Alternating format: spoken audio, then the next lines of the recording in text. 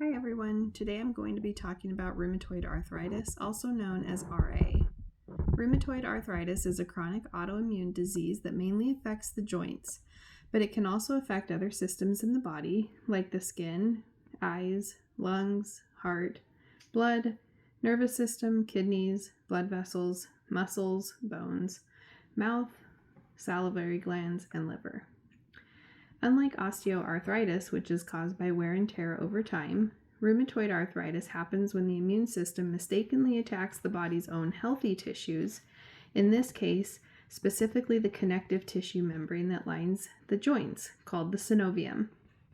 This attack causes inflammation, pain, swelling, and over time can lead to permanent joint damage if it isn't treated.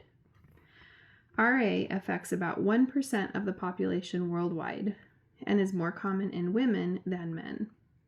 It usually develops between the ages of 30 and 60, although it can happen at any age. The exact cause of rheumatoid arthritis is not fully understood, but researchers believe it's a combination of genetics and environmental triggers. For example, someone may have a genetic predisposition, but things like smoking, infection, or chronic stress might trigger or initiate the inflammatory cascade that will ultimately lead to the onset and progression of the disease. In other words, certain situations might jumpstart the disease. To understand the pathophysiology, it helps to know what happens inside of the joint. In rheumatoid arthritis, the immune system attacks the synovium, which again is the lining of the joint. The person's body sees the synovium as a foreign invader that shouldn't be there, and much like a splinter you get in your finger, where you see redness, warmth, and an obvious response that the body is trying to push this thing out of where it shouldn't be, that happens on the inside of the body of the person with RA. This process creates inflammation and causes the synovium to thicken. Over time, this inflamed tissue forms something called pannus, which is abnormal inflammatory tissue that begins to erode cartilage and bone. As this damage continues, the joint can lose function and become deformed, which explains why early diagnosis and treatment are both so important. Some of the most common symptoms of rheumatoid arthritis include joint pain, swelling, warmth, and stiffness, with one of the hallmark symptoms being morning stiffness that lasts for longer than an hour. RA usually affects joints symmetrically, meaning if one wrist is affected, so is the other one. It commonly starts in the smaller joints like the hands, the wrists, and the feet. Patients often experience systemic symptoms like fatigue, weakness, low-grade fever, and weight loss because RA is not just a joint disease.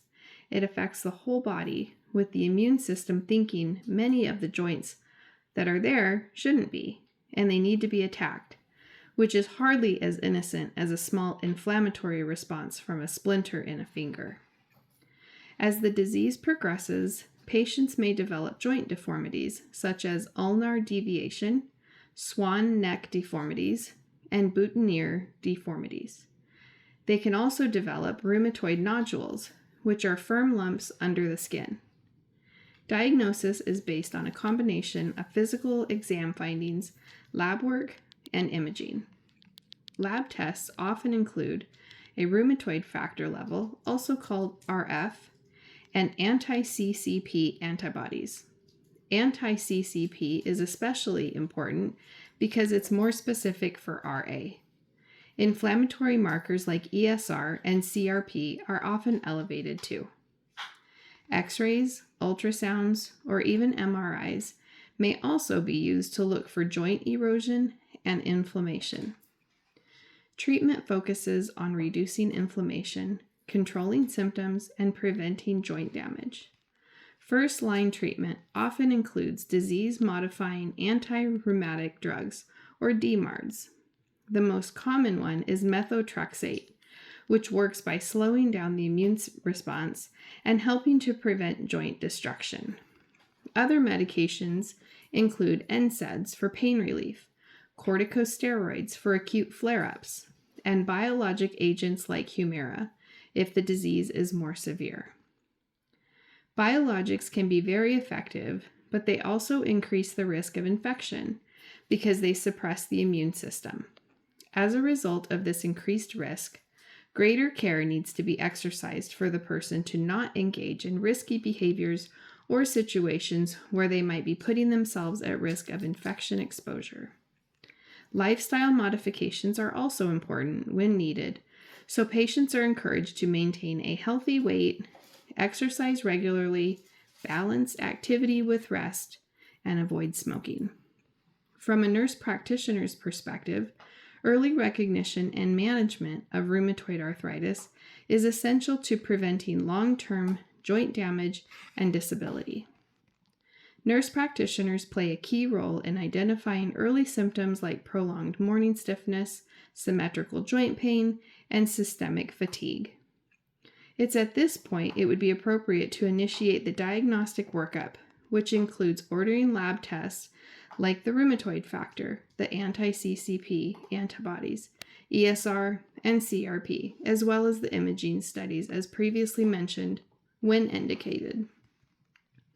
The nurse practitioner is also responsible for developing treatment plans, prescribing medications like NSAIDs, corticosteroids, and DMARDs like methotrexate, as well as then monitoring for therapeutic effectiveness and adverse effects. For example, patients taking methotrexate require routine monitoring of liver enzymes, CBC levels, and renal function.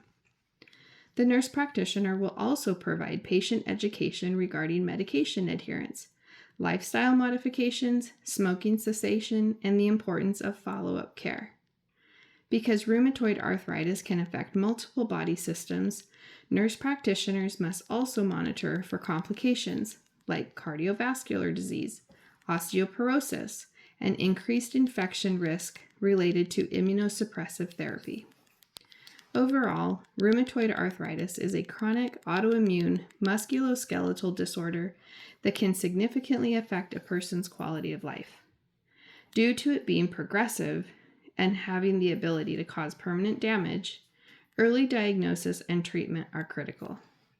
With proper management, many patients can maintain function and live full, active lives, but they need to take it seriously and not procrastinate with follow-up appointments or avoid treatment and diagnoses.